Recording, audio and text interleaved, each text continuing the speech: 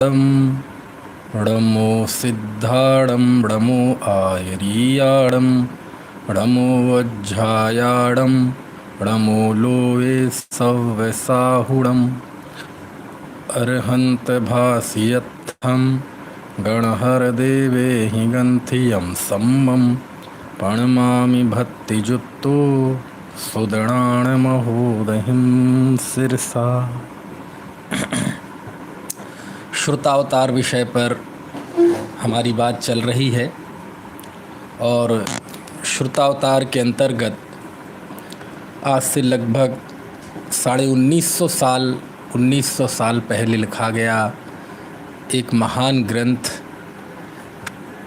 आचार्य कुमार स्वामी द्वारा लिखित कार्तिकेयानुप्रेक्षा, जिसमें 489 गाथाएं हैं, 489, और इस 489 गाथाओं में निबद्ध यह ग्रंथ 12 भावनाओं का वर्णन करने वाला, अनुप्रेक्षाओं का कथन करने वाला सबसे प्राचीन तो नहीं, क्योंकि इसके पहले भी कथन आए हैं, लेकिन प्राचीन ग्रंथों में सबसे विशाल ग्रंथ है ना। बारसाणु बेखा भी था, कुंद कुंद देव का, लेकिन वह इतना बड़ा नहीं था। लेकिन इसमें 489 गाथाओं में आचार्य ने 12 भावनाओं का वर्णन किया है और इन भावनाओं को इन अनुप्रेक्षा कहा है और इन अनुप्रेक्षाओं के लिए कहा है वैराग्य जननियों, कि ये जो 12 भावनाएं हैं ये वैराग्य की जननी है। वाह!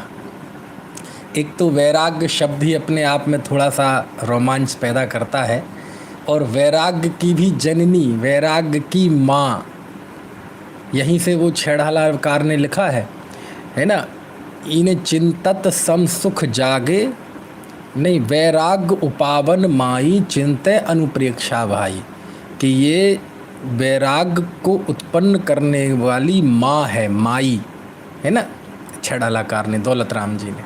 चलिए, बहरहाल हम 12 भावनाओं का पूरा वर्णन तो कर नहीं सकते, क्योंकि हम पहले 3 जगह कर चुके हैं, भगवती आराधना में भी, वारसाणु बेखा में भी और मूलाचार में भी। तो हम तो ये बात देख रहे थे कि आचार्य कुमार स्वामी, जिनका कार्तिकेय नाम शुभचंद्र आचार्य ने अपनी टीका में दिया, इस ग्रंथ का नाम भी उन्होंने कार्तिकेयानुप्रेक्षा आचार्य ये शुभचंद्र भट्टारक ने टीका में दिया। प्राचीन नाम तो कुमार स्वामी है, ठीक है, और चूँकि ये संभव है बाल ब्रह्मचारी रहे हों, इसलिए भी इनका नाम कुमार साथ में जुड़ गया हो, और दक्षिण भारत के रहे हों इसलिए स्वामी, आज भी दक्षिण भारत में स्वामी, चिन्ना स्वामी है ना, ये स्वामी शब्द जुड़ते हैं। तो उससे ये पता चलता है कि वैसे हमारे जितने भी प्राचीन आचार्य थे प्रायः सब दक्षिण भारत में ही हुए। आचार्य कुंद, आचार्य समंतभद्र, सब प्रायः दक्षिण भारत बहुत बड़ा क्षेत्र था हमारी जैन संस्कृति का। तो आचार्य परंपरा का प्रायः संबंध दक्षिण भारत से रहा और विद्वत परंपरा प्रायः उत्तर भारत में पनपी, है ना। खैर, तो ऐसे आचार्य कुमार स्वामी ने, हम बात कर रहे थे इसके मार्मिक पहलू की, जो बातें पहले भी हैं वो तो हैं ही, पूरा ग्रंथ ही मार्मिक है, लेकिन कुछ ऐसी बातें जो रिमार्केबल हैं, उसमें हमने कल बात की थी, तो हमारी बात छूटी थी कि आचार्य ने धर्म भावना, 2 भावनाओं का विस्तार से वर्णन किया, एक लोक भावना और एक धर्म भावना। धर्म भावना में आचार्य ने गृहस्थ धर्म, मुनि धर्म का स्वरूप बताया, और उसमें ये बताया था कि सम्यक दृष्टि कैसा निशंक होता है। तो सम्यक दृष्टि क्या विचार करता है, उसके संबंध में वो जो क्रमबद्ध पर्याय की गाथाएं हैं, गाथा 321, गाथा 322, गाथा 323, यानी 2000 साल की आगम परंपरा में किसी आचार्य ने किसी ग्रंथ में, किन्हीं गाथाओं में यदि क्रमबद्ध पर्याय की सबसे मुखर घोषणा की है तो वो कार्तिकेय स्वामी है।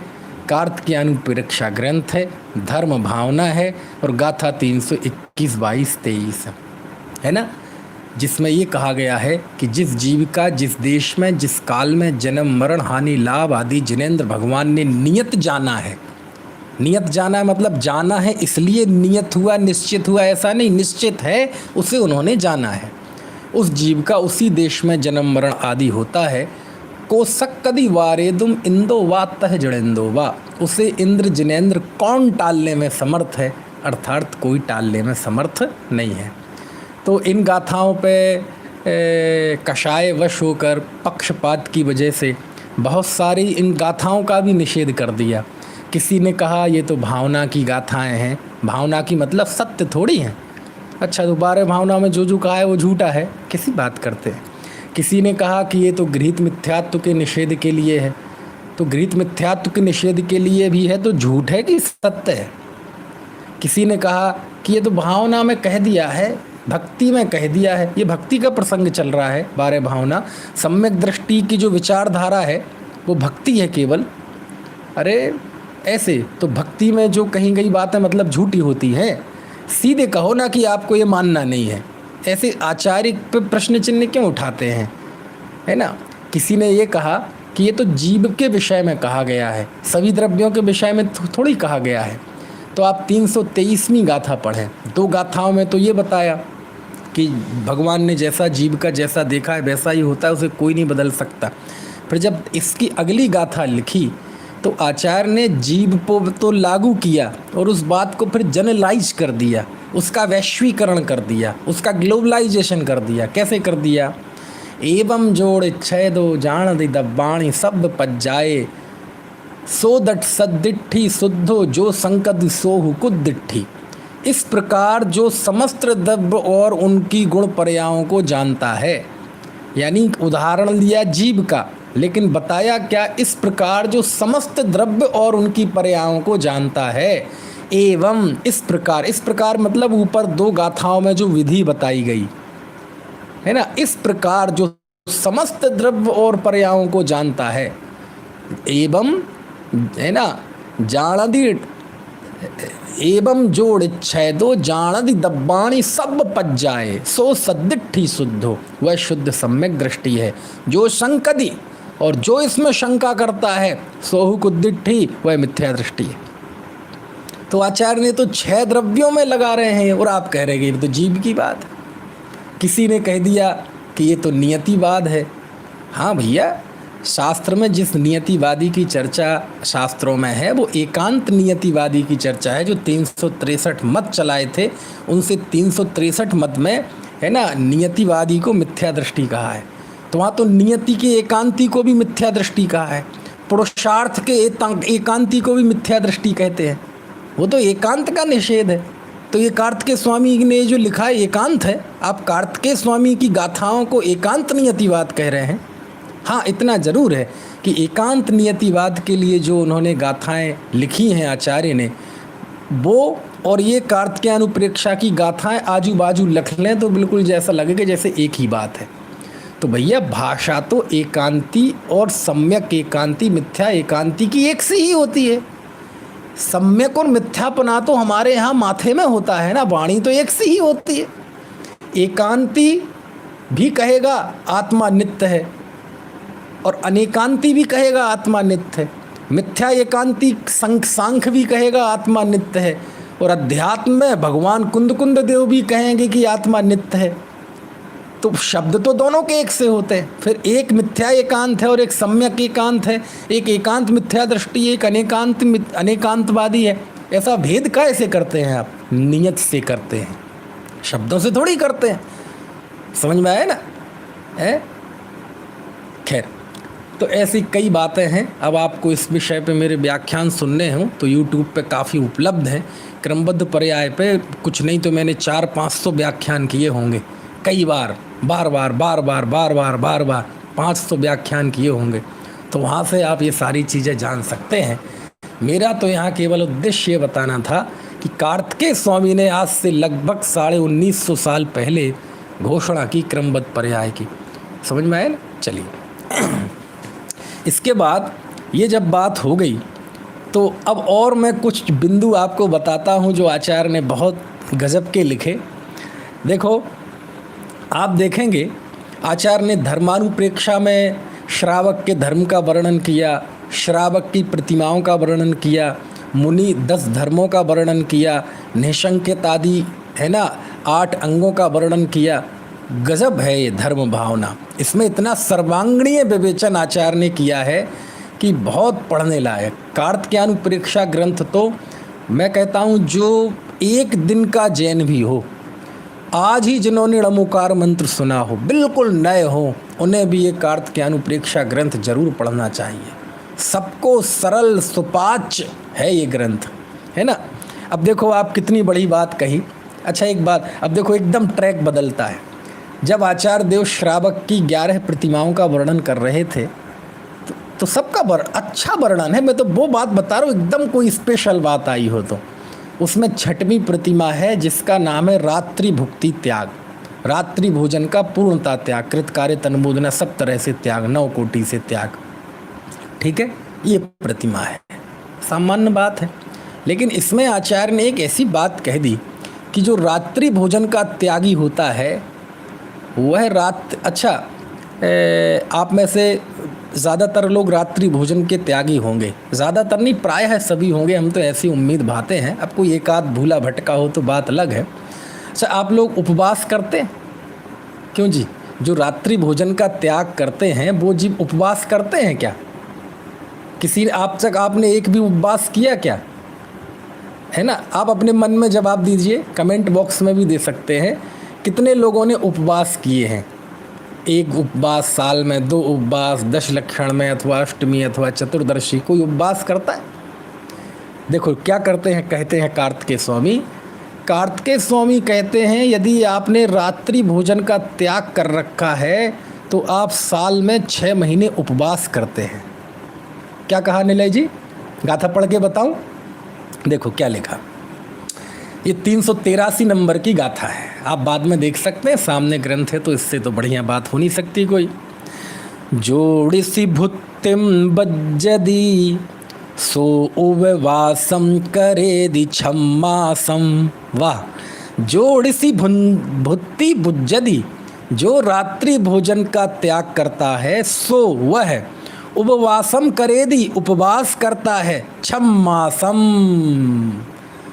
6 मास का उपवास करता है। आहा, संवत्सरस्य मध्ये, और पूरे साल के बीच में, आरंभम यदिरणीय, और रात्रि में समस्त आरंभ का भी वह त्याग करता है। जब रात्रि भोजन नहीं करेगा तो बनाएगा भी नहीं, है ना, शोध भी नहीं करेगा, कुछ भी नहीं करेगा। तो 6 महीने का वह उपवास भी करता है साल में, और 6 महीने का वो आरंभ त्याग भी कर देता है। कितनी बड़ी बात लिखी है, आप बताओ। समझ में आ रही है बात? कितनी मतलब आनंददायक बात है। यानी इससे ज़्यादा प्रोत्साहन और क्या हो सकता है कि रात्रि भोजन का त्यागी जीव साल में 6 महीने का उपवास करता है। तो हम तो रोज भोजन करता है जी, नहीं, आचार्य कहते उपवास करता है वो। क्यों? क्योंकि शाम को सूर्यास्त के पहले भोजन छोड़ दिया, भोजन करने के बाद कब तक के लिए? अगले दिन तक के लिए। और यदि उस दृष्टि से 6 महीने से भी ज़्यादा निकलेंगे, ये तो मोटा मोटा कह दिया। क्यों? मान लीजिए आज के दिनों में आपने शाम को 5:30 बजे भोजन कर लिया, ठीक है, और आप सुबह 5:30 बजे तक तो 12 घंटे हो गए, और सुबह 5:30 बजे तो कोई कुछ करता नहीं, नाश्ता भी करेंगे तो 8-9 बजे करेंगे, तो 15-16 घंटे बाद आप दोबारा भोजन लेते हैं। तो यदि इस दृष्टि से देखा जाए तो 6 महीने से भी ज़्यादा बैठेगा। लेकिन आचार्य ने मोटा मोटा बताया, जो रात्रि भोजन का त्याग करता है वो 6 महीने का उपवास करता है। कितनी बढ़िया बात, देखो। आहा, जोड़िसी भुत्तिम बज्जदी, कोई ऐसा नहीं लाग लपेट, सो उपवासम करेदि छम्मासम, ऐसा, ठीक है। इसके बाद जब आचार्य 10वीं प्रतिमा का वर्णन कर रहे थे तो एक बहुत गजब प्रयोग किया आचार्य ने। 10वीं प्रतिमा का नाम है अनुमति त्याग। अनुमति त्याग मतलब वह घर में रहे, वह प्रतिमाधारी, चाहे कहीं दूसरी जगह रहे, बाहर रहे, धर्मशालाओं में वगैरह, आश्रमों में रहे, लेकिन घर में भी रहे, कहीं भी, वह किसी भी हिंसा के कार्य की अनुमति नहीं देता, अनुमोदना नहीं करता, बिल्कुल भी नहीं करता। घर वाले कोई काम कर रहे हैं, सफाई है ना, शादी विवाह या कोई भी कार्य, दुकान बनाना, या लकड़ी का कार्य या भोजन बनाना, वह किसी चीज़ की अनुमोदना नहीं करते। कोई सलाह मांगे, बाबा जी क्या कर लें, आप बुजुर्ग हैं बताओ, चुप, वो कोई अनुमोदना नहीं करते। तो इस अनुमति त्याग 10वीं प्रतिमा में आचार्य ने एक अद्भुत प्रयोग किया। और जो लोग कहते हैं कि क्रमबद्ध पर्याय से पुरुषार्थ का नाश होता है, पुरुषार्थ का नाश होता है, तो आप पढ़ें आचार्य की ये 388वीं गाथा। आचार्य ने यहाँ भवितव्यता को याद किया। सोचो आप, भावना में और चरणान योग के प्रसंग में आचार्य ने भवितव्यता को याद किया और कहा कि जब भी कोई ऐसी बात आती है तो वह जीव भवितव्यता का विचार करता है। जो कार्य जहाँ जैसा होना हो जाएगा, मेरी उसमें कोई अनुमोदना नहीं है। ऐसा लिखा, देखो मैं गाथा पढ़ के बताता हूँ।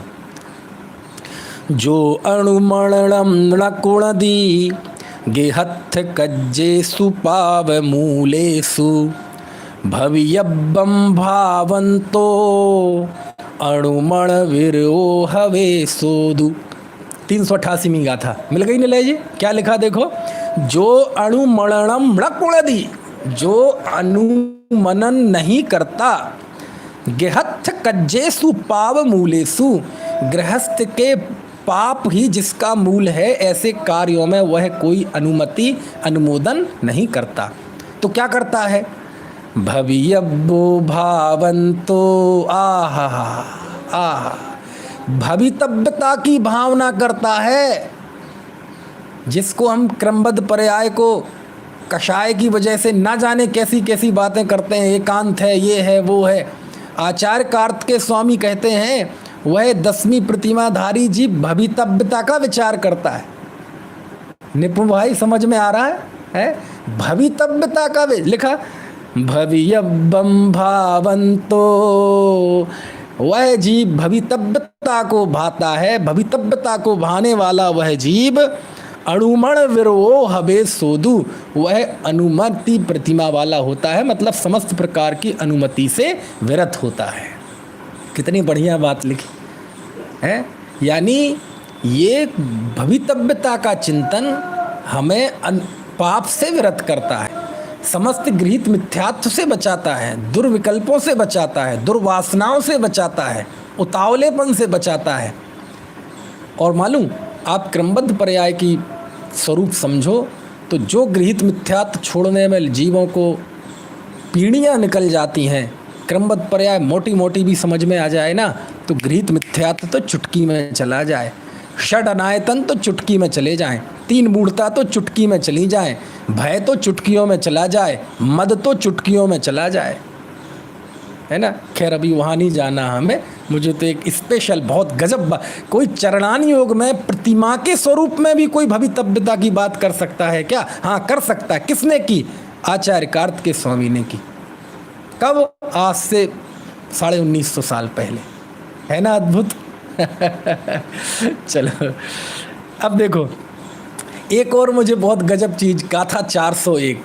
जब मुनि धर्म की बात करते हैं इसी धर्म भावना में, आपने 10 धर्मों में उत्तम त्याग धर्म है, ठीक है, और त्याग धर्म में ज़्यादातर चर्चा दान की होती है। तो मेरे पास प्रश्न आए थे और मुझसे बड़े भारी विद्वान ने किए थे प्रश्न। उस समय मैंने ध्यान नहीं दिया, अब कितना आगम देखते कि साहब आप कहते हैं दान अलग है और त्याग अलग है, और उसमें कई सारे डिफरेंस, दान पुण्य है, त्याग धर्म है ना, दान पराधीन है, त्याग स्वाधीन है, 4 प्रकार का दान है, उस दान में त्याग लगा दो, यदि अर्थ बदल जाए तो समझ लेना दोनों अलग अलग हैं। आहार दान, आहार त्याग, ज्ञान दान, ज्ञान त्याग, बोले कितना फ़र्क है दोनों में। तो उन्होंने मुझसे प्रश्न किया कि आप शास्त्रों में जहाँ भी त्याग धर्म की बात आती है, आप देख लें वहाँ दान की बात आती है, ठीक है। त्याग का कोई ऐसा स्थल बताओ कि त्याग धर्म की बात हो और दान की चर्चा ना हो। तो मैंने अलग से तो नहीं खोजा, लेकिन जब ये कार्तिकेयानुप्रेक्षा में पढ़ रहा था तो मुझे उत्तम त्याग की गाथा इसमें मिली कि बात उत्तम त्याग की आचार्य ने मुनि धर्म के स्वरूप में, लेकिन दान का नाम तक नहीं लिया। पढ़ के सुनाऊंगा था। देखो ये है गाथा 401। देखो मतलब ये सब आगम है, यानी हम, वो बात अलग है कि तर्क से कर रहे हैं, लेकिन तर्क में भी आगम है। जो चयदि मिट्ठ भोजम उभयर्णम राय दोष संजनयम वसदिम मत हेतुम चाय गुणों सोहवे तस्य। चाय, दूसरी पंक्ति में लिखा चाय गुणों। ये चाय गुण कौन सा होता है? हमारे निलय जी को चाय बहुत पसंद है। चाय, चाय किसे कहते हैं? त्याग को प्राकृत में चाय कहते हैं। क्यों जी, अब तो आप लोगों को भी चाय पसंद आ गई होगी, जो लोग चाय को पसंद नहीं करते। वो चाय पे नहीं, सम की चाय। त्याग धर्म को यहाँ गाथा में चाय कहा है। चाय गुणों, त्याग गुण, सो हवे तस्य, उस जीव के त्याग गुण होता है त्याग धर्म। किसके? जो चयदि मिट्ठ भोज्यम, जो मिष्ट भोजन का त्याग करता है, दान देता नहीं, दान तो गृहस्थ देता है और त्याग धर्म मुनि के होता है। तो देखो यहाँ दान का नाम तक नहीं लिया आचार्य ने त्याग धर्म में। जो चयदि मिट्ठ भोजम, जो मिष्ट भोजन का त्याग करता है, उभयर्णम राय दोष संजनयम, और जो उपकरणों के प्रति राग द्वेष का त्याग करता है, और बसदिम ममत्व हेतुम, और बसदी, जहाँ वो स्थान, जिस स्थान पर है, गुफा हो, सूना घर हो, जहाँ भी हो, उस बसतिका के प्रति ममत्व का त्याग करता है। गृहस्थ की बात आती है तो ये देता है ना, आहार दान, उपकरण दान, बसती का दान, तो वो तो दान उसका प्रसंग है। लेकिन मुनि क्या करते हैं? उनका त्याग करते हैं। चाय गुणों सो हव तस्य, उस जीव को त्याग गुण होता है। देखो, बोलो, त्याग में कहीं दान की बात की क्या? तो दान व्यवहार से त्याग है, उसका निषेध नहीं है। लेकिन जब मुझसे किसी ने पूछा था कि कहाँ है जहाँ भी त्याग की बात होती है, दान की बात होती है, बताओ शास्त्रों में कहाँ लिखा? देखो ये लिखा, यहाँ दान का नाम तक नहीं लिया आचार्य ने मुनि धर्म के प्रसंग में। दान की मुख्यता तो गृहस्थ के होती है। गृहस्थ के जब त्याग की बात आती है तो वहाँ मुख्यता दान की होती है, क्योंकि उसके दान में ही त्याग छुपा हुआ है ना। देखो निपुण जी टिप्पणी कर रहे हैं, दोषों का चाय किया जाना चाहिए। त्याग के लिए चाय कहा ना, तो उन्होंने प्राकृत का प्रयोग कर दिया। चलिए, इसके बाद एक और बहुत महत्वपूर्ण गुत्थी गाथा 406 में, अद्भुत। इसमें इस बात, एक कार्तिकेयानुप्रेक्षा आचार्य, मतलब आचार्य ने, कार्तिकेय स्वामी ने इतना पक्ष लिया अहिंसा धर्म का। सभी पक्ष लेते हैं, लेकिन इस गाथा में आपको पता चलेगा। हमारे पास प्रश्न आते हैं, कई प्रश्न आते हैं, लेकिन हम सबके जवाब नहीं देते, और कैमरे के सामने तो बिल्कुल नहीं देते, क्योंकि कई ऐसे प्रश्न होते हैं कि जिनका जवाब वो हमारे अंदर भी अशांति पैदा कर सकता है और आपके अंदर भी। तो फल फूल, स्थावर जीवों की हिंसा है ना, पृथ्वी कायक, जल कायक, अग्नि कायक, वायु कायक, कृषि, इन सब चीज़ों के प्रति गृहस्थ के जीवन में तो ये सारी चीज़ें होती हैं। लेकिन जब बात मुनि धर्म की आती है, तब आचार्य कार्तिकेय स्वामी क्या कहते हैं? देखो क्या होता है अहिंसा महाव्रत। एक गाथा पढ़ के मैं बताता हूँ। सब देखो, ये सब जो फूल फल और ज़मीन खोदना, पेड़ पौधे काटना, और ये जो कृषि है, पशुपालन है, या अस्पताल आदि हैं, आखिर इनसे होती तो धर्म की प्रभावना है ना, तो करना चाहिए। इसमें क्या है? यदि प्रभावना के निमित्त होती हैं तो होती हैं। बोले हाँ, गृहस्थ के होती हैं, और मुनि के तो मेरी तो हिम्मत कुछ कहने की है नहीं। लिंग पहाड़ों में मैंने बताया था। अब देखो कार्तिकेय स्वामी आपकी इस तर्क का क्या जवाब देते हैं। ऐसा जवाब दिया है कि ऐसा प्रश्न करने वाला जीव शर्मशार हो जाए। देखो क्या लिखते हैं, 406 नंबर की गाथा। देव गुरुण निमित्तम हिंसा सही दो बिहोदि जदि धम्मो। आहा, हिंसा रही दो धम्मो इदि जिण बयणम हवे अलियम। देखो अब अर्थ समझो आप, आचार्य क्या कहते हैं, क्या आकर्षण है आचार्य के वचनों में। मेरे पास तो शब्द नहीं है, मैं क्या व्याख्या करूं। यदि गाथा का ही सामान्य अर्थ आपको समझ में आ गया तो ये गजब होगा। देखो लिखते हैं आचार्य, देव गुरु निमित्तम, देव और गुरु के निमित्त हिंसा सहितो भी, यदि देव और गुरु के निमित्त भी आप हिंसा करते हैं, होदी यदि धम्मो, यदि धम्मो मतलब यति धर्म, ग्रस्त की बात नहीं है, ग्रस्त के तो देव गुरु के धर्म के निमित्त उसके जीव की हिंसा ही होती है, तरह से स्थावर तो ना सही, लेकिन स्थावर जीव की हिंसा देखी जाती है। भगवान मान लीजिए देव पूजा करना है तो वो जल गर्म करेगा, है ना, तो वो हिंसा आदि के प्रसंग है। वो मंदिर बनाएगा तो हिंसा का प्रसंग है। तो मंदिर बनाना ये सब करना गृहस्थ धर्म में तो देखा जाता है, लेकिन यहाँ बात गृहस्थ धर्म की नहीं है। क्या लिखा, जदि धम्मो, जदि धम्मो मतलब यति धर्म।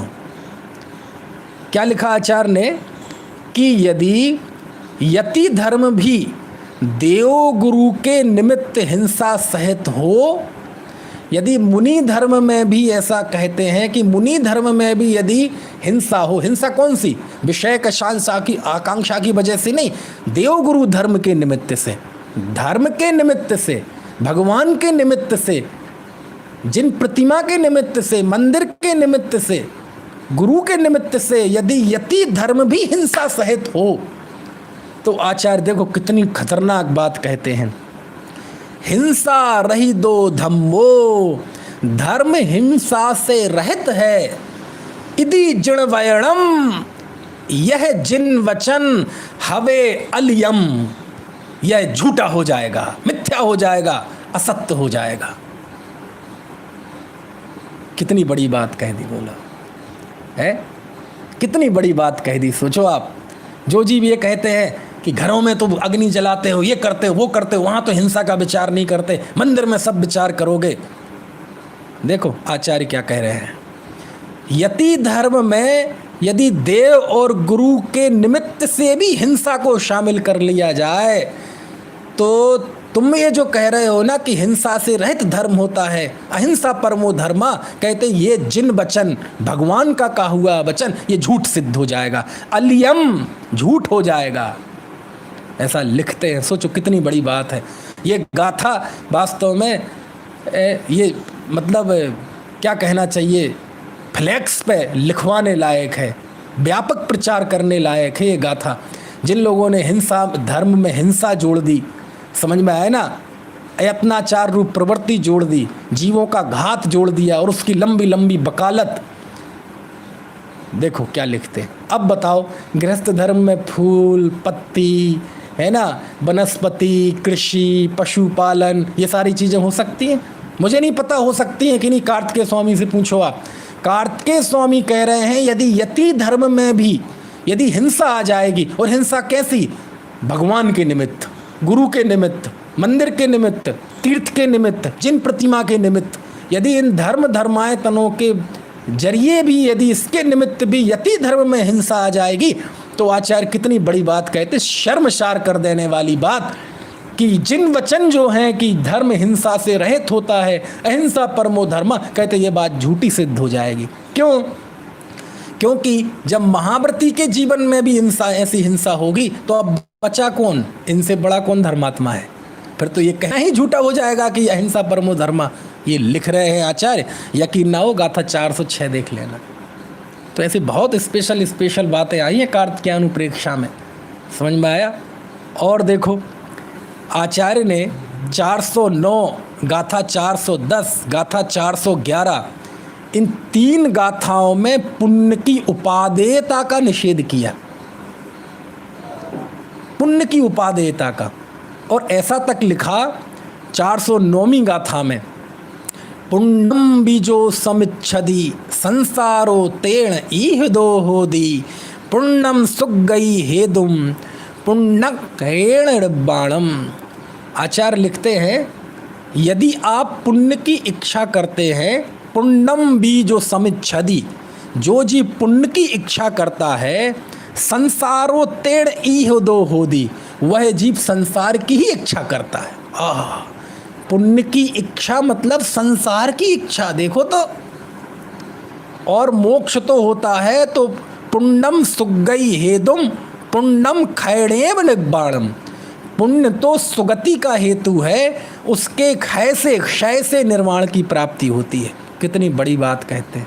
क्या करें, ये सब आज से 1900 साल पहले आचार्यों ने लिख दी है, लेकिन हम पढ़ते नहीं। पढ़ते हैं तो किंतु, परंतु, इफ, बट ऐसे लगा के उन सब का निषेध कर देते हैं।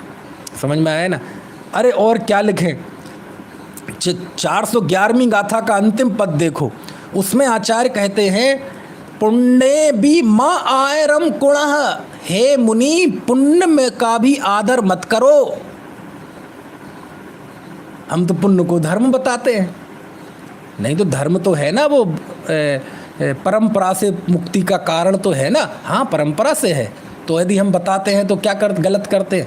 नहीं, बताना गलत नहीं है, लेकिन हम मुंह से तो बोलते हैं पुण्य परंपरा से मुक्ति का कारण है, लेकिन आपका विवेचन तो ये होता है कि पुण्य परंपरा से नहीं बल्कि परमार्थ से मुक्ति का कारण है। मुंह से बोला जाता है परंपरा, लेकिन टेस्ट आता है मन में परमार्थ का, और परमार्थ से वह है। ये बात मुंह से ऐसे बोली जाती है जैसे उपचार हो, बोली जाती है परमार्थ की बात, लेकिन मन में भाव चलता है जैसे उपचार है। ये तो पुण्य है, पुण्य भी संसार का कार्य, तो उपचार है। समझ में आया ना। क्या करें भैया। और देखो 463वीं गाथा सुनना बहुत ध्यान से। 463वीं गाथा में वहाँ भी मुनि धर्म की बात चल रही है, और फिर बाद में आचार्य उसकी बात करते करते कहते हैं, है ना, स्वाध्याय की बात करते हैं, 12 तपों की बात करते हैं। तो स्वाध्याय तप की बात करते हुए आचार्य गाथा लिखते हैं। देखो मैं गाथा पढ़ के बताता हूँ, है ना, कि साहब शास्त्र तो बहुत हैं, द्वादशांग का तो बहुत वर्णन है, इतने शास्त्रों को हम कैसे पढ़ें? द्वादशांग तो आज उपलब्ध भी नहीं है, लेकिन आज भी शास्त्र बहुत हैं। हमारी तो बुद्धि उतनी है नहीं, हमें तो भाषा आती नहीं है, शक्ति भी कम है, क्या करें तो हम। तो आचार्य देखो क्या कहते हैं, जो अपाड़म जान दी असूय शरीरादु तच्चदो भिंडम। वाह। जो अपाड़म जानदी, जो आत्मा को जानता है, कैसे? असुई शरीर आदि, अशुचि शरीर आदि, आदु तच्चदो भिंडम। अशुचि शरीर आदि से जो अपने आत्मा को भिन्न जानता है। कैसा जानता है? भिन्न भी मतलब जाणग रूप स्वरूपम, स्वयं को ज्ञायक स्वरूप जानता है। सो वह सत्थम जान दे सब्बे, वह जीव समस्त शास्त्रों को जानता है। अरे रे क्या गजब है। समझ में आए ना, क्या गजब है।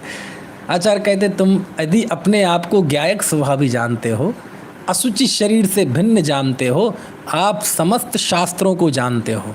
यही बात 14वीं 15वीं गाथा में थी समय सार में। जो पස්සदि अपाड़म अबुद्ध पट्ठम अणरणम नियदम अवशेष संत मध्यम पස්සदि जन सासणम सब्बम। वही बात यहीं इन्हीं सब प्रसंगों को लेकर इष्टोपदेश में लिखी आचार्य पूज्यपाद स्वामी ने, देवनंदी पूज्यपाद स्वामी ने, कि पूरे जिनागम का सार क्या है? बोले मैं आत्मा हूँ और ये शरीर भिन्न है, ये समस्त जिनागम का सार। और ये तुमने जान लिया ना, बोले आपकी हाथ मुट्ठी में समस्त शास्त्र आ गए, पूरा द्वादशांग आपकी मुट्ठी में आ गया। तो आज द्वादशांग तो उपलब्ध नहीं है, पुण्य पाप के उदय से बहुत कम उपलब्ध है, लेकिन इन्हीं साधनों के बीच में कहते हैं चिंता मत करो, द्वादशांग का तो विच्छेद हो गया, बहुत थोड़ा अंश बचा है। लेकिन यदि हे मुनियों, यदि तुम आत्मा को जानते हो तो समझ लो तुमने सारे द्वादशांग को जान लिया। ऐसा 12 तपों के वर्णन में स्वाध्याय नाम के तप में आचार्य ऐसा लिखते हैं, है ना। क्या बताएं। फिर उसके बाद आचार्य ने ध्यान नाम के तप का वर्णन किया। निलय जी, ध्यान नाम के तप का वर्णन, और ध्यान के वर्णन में वो शुक्ल ध्यान की पुरानी परंपरा है, ये आचार्य भी शुक्ल ध्यान को 11वें गुण स्थान में ही मानते हैं, है ना। प्राचीन जो परंपरा है कुंद कुंद देव और भगवती आराधना और मूलाचार और कार्तिकेय स्वामी, इन्होंने शुक्ल ध्यान 11वें गुण स्थान में पहला, 12वें में दूसरा, ऐसे माने हैं। तत्वार सूत्र के बाद की टीकाओं में अकलंक स्वामी आदि ने उन्होंने 8वें गुण स्थान से माना है, यहाँ लेकिन वो ऊपर माना है। चलिए वो बात अभी ज़्यादा मुख्य नहीं करनी। अब इसमें एक गाथा और मैं पढ़ता हूँ और आपसे निवेदन है, निवेदन आप इस गाथा को याद करें। यह है 476वीं गाथा। अभी जो शाम के समय अष्टपाहुड़ ग्रंथ पे व्याख्यान चल रहे हैं मेरे, अष्टपाहुड़, और उसमें दर्शन पाहुड़ चल रहा है। और उस दर्शन पाहुड़ में अभी कल की बात थी, परसों की, ये गाथा का मैंने स्मरण किया और सबको कहा कि आपको ये गाथा याद करनी है, होमवर्क दिया था। तो कई लोगों ने की और कई लोगों ने कर ली होगी, लेकिन कल मैं पूछ नहीं पाया। मैं आपसे भी अनुरोध करता हूँ, जो भी श्रोतावतार सुन रहे हैं, आप लोग ये गाथा ज़रूर याद करें। क्या है इस गाथा में? इसमें धर्म का स्वरूप बताया है। तो पंडित जी हमें तो पता है धर्म का स्वरूप क्या है। बोले क्या है? बोले बत्थु स्वभावो धम्मो। कहाँ लिखा, कौन से शास्त्र में लिखा? मैं पूछ सकता हूँ ना कि हम जो रटते हैं परिभाषा, झंडा बत्थु स्वभावो धम्मो, बत्थु स्वभावो धम्मो, बत्थु स्वभावो धम्मो, कहाँ लिखा, कौन से शास्त्र में लिखा? हमें पता ही नहीं है कहाँ लिखा। तो यही है क्या परिभाषा? बोले नहीं, हमने तो सुना है 10 उत्तम क्षमा आदि 10 धर्म भी धर्म है। नहीं, हमने तो सुना है रत्नत्रय धर्म है, और अरे हम तो सुना है जीवदया ही धर्म है। आचार्य कार्तिकेय स्वामी ने एक गाथा में धर्म की 4 परिभाषाएं दी हैं, एक गाथा में। सोचो आप, समझ में आया ना। और वो 476वीं गाथा है। देखो आप क्या अद्भुत, 476वीं, एक गाथा में धर्म के 4 लक्षण, 4 परिभाषाएं। ये गाथाएं तो ऐसी याद होनी चाहिए जैसे हमें अपना नाम याद होता है। धर्मात्मा है और धर्म की परिभाषा नहीं पता, है ना। पढ़ो जरा 476वीं गाथा। धम्मो बत्थु सहावो खमादि भावो या 10 विहो धम्मो रैणत्तयं च धम्मो जीवाणं रक्षणं धम्मो। वाह वाह, क्या कार्तिकेय स्वामी आहा लिखते हैं। सबसे पहले कौन सी परिभाषा दी? बोले कान खोलकर सुन लो, इधर आओ। धम्मो बत्थु सहावो। वाह, धर्म किसका नाम है? वस्तु के स्वभाव का नाम धर्म है। कैसी है वस्तु? वस्तु उत्पाद व द्रव्यात्मक है, सत्ता स्वरूप है ना। और कैसी है वस्तु? अस्तित्व, वस्तुत्व, है ना, द्रव्यत्व आदि अनंत सामान्य गुणों वाली है। और कैसी है वस्तु? तो दुनिया में जाति अपेक्षा 6 द्रव्य, जीव, पुद्गल, धर्म, अधर्म, आकाश, काल। कैसी है वस्तु? जीव सदाकाल चेतनामय है, पुद्गल सदाकाल स्पर्श रस गंध वर्ण पूर्ण गलन वाला है। समझ में आए ना। और कैसी है वस्तु? ये सब वस्तु का स्वभाव है, इसका नाम धर्म है। और दूसरी परिभाषा क्या दी? खमादि भावो या 10 विहो धम्मो। वाह, है ना। उत्तम, क्षमा आदि जो 10 भाव हैं उसे धर्म कहा। 2, तीसरा रैणत्तयं च धम्मो, और रत्नत्रय धर्म है। और चौथा जीवाणं रक्षणं धम्मो, और जीवों की रक्षा धर्म है। समझ में आया ना। सब आ गया, निश्चय, व्यवहार, चरणानुयोग, सब आ गया, कुछ नहीं बचा। इनसे अलग है कोई धर्म? तो ये 4 धर्म कोई अलग अलग हैं क्या? 4 धर्म कोई अलग अलग हैं क्या? बोले एक वस्तु आश्रित है और 3 लक्षण वस्तु स्वरूप को जिसने ग्रहण किया है उस जीव की परिणति के आश्रित हैं। बत्थु स्वभावो धम्मो, ये वस्तु का धर्म है, और जिसने इस वस्तु धर्म को स्वीकार कर लिया उस जीव के अंदर रत्नत्रय धर्म प्रकट होता है, उत्तम क्षमा आदि 10 धर्म प्रकट होते हैं, और जीवों के प्रति रक्षा का, करुणा का भाव प्रकट होता है। समझ में आया ना। तो एक आलम्बन की तरफ से है, वस्तु स्वभावो धम्मो ये आलम्बन का विषय है, और बाकी 3 ये प्रकट करने के विषय हैं। समझ में आया ना। और ये 4 धर्म की परिभाषाएं दी हैं। बोलो आ गया पूरा जिनागम की नहीं? एक एक गाथा में देखो अच्छी नीयत से और निष्पक्ष भाव से और विशुद्ध आत्महित की प्रेरणा से पढ़ेंगे तो जिनवाणी का कोई एक श्लोक, कोई एक सूत्र, कोई एक गाथा, कोई एक पद पढ़ के भी जीव का आत्मकल्याण हो सकता है। 10 प्रकार के सम्यक्त में है ना, आज्ञा सम्यक्त, सूत्र सम्यक्त, ये सब क्या है, बीज सम्यक्त है ना, ये सब चीज़ें हैं। देखो ठीक है, एक बार फिर से पढ़ ले इस गाथा को। धम्मो बत्थु सहावो खमादि भावो यदस बिहो धम्मो रैणतयम च धम्मो जीवाणम रक्षणो धम्मो रक्षणम धम्मो। ठीक है, याद हो जाएगी ये गाथा। रागनी बहन याद कर लोगी ये गाथा? हाँ कर लेना, बहुत अच्छी गाथा है। ठीक है, एक और गाथा कल बतानी थी लेकिन मैं बताना भूल गया था, आज उसका जिक्र किए देता हूँ। 5 मिनट बचे हैं क्योंकि कल से हम अगला ग्रंथ पढ़ेंगे। कल से हम तत्वार्थ सूत्र पर बात करेंगे, क्योंकि अब जो श्रुतावतार में अब कुंद देव के समय की जो पीढ़ी थी आचार्यों की, अब एक कदम आगे की पीढ़ी चलने वाली है। अभी तक 60 व्याख्यानों में तो अभी वही पीढ़ी चल रही थी 2000 साल पहले की। अब अगली पीढ़ी मतलब कुंद देव के शिष्य पट्ट शिष्य उमा स्वामी, अब अगली पीढ़ी पर बात चलेगी। तो कल हम तत्वार सूत्र पर बात करेंगे, बहुत आनंद आएगा। समझ में आए ना? आपके और भी जो परिचित हों भले ही ना सुन पाए हों बाकी, लेकिन अब तत्वार सूत्र पर बात हो तो आप उन्हें भी जोड़िए।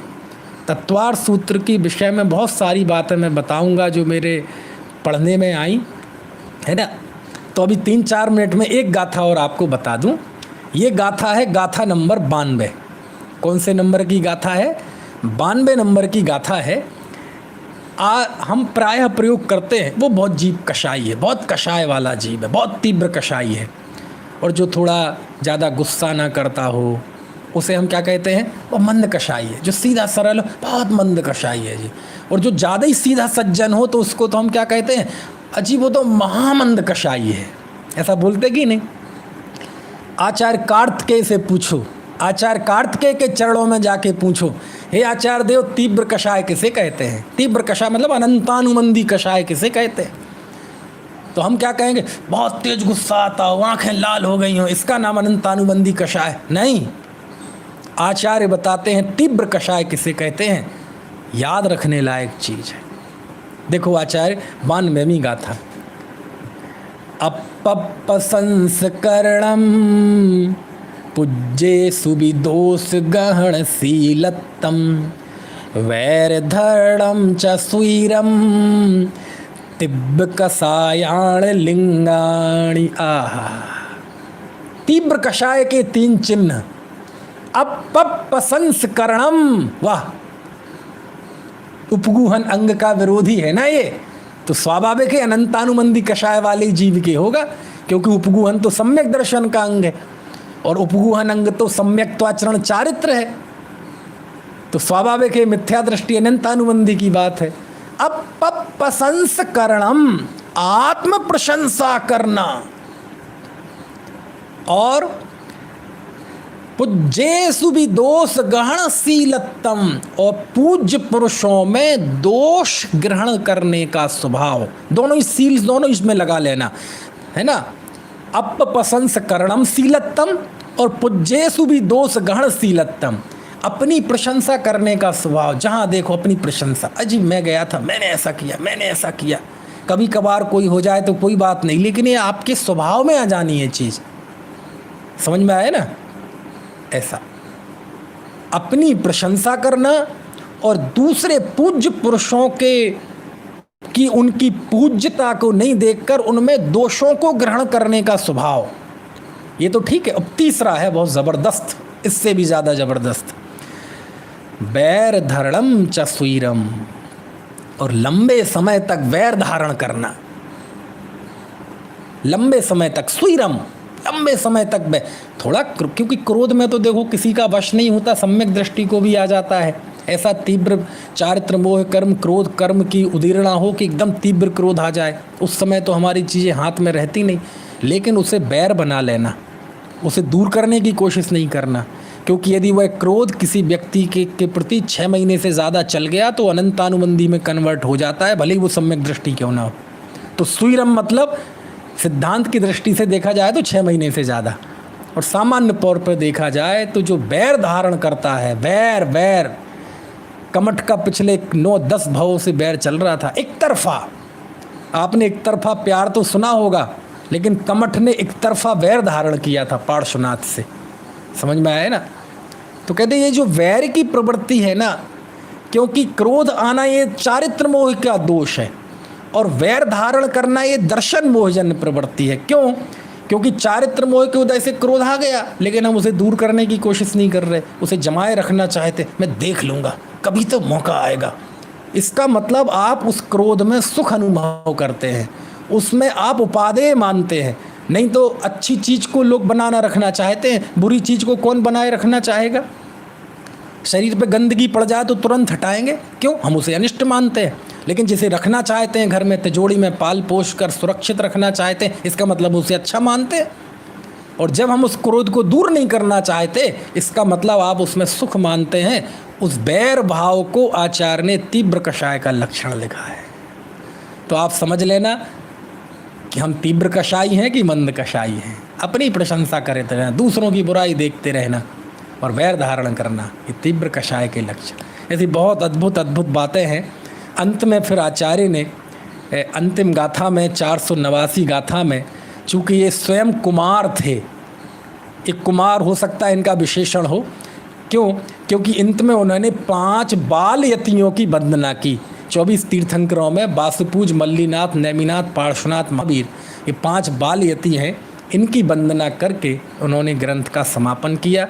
इस तरह ये कार्तिकेयानुप्रेक्षा ग्रंथ पूरा हुआ।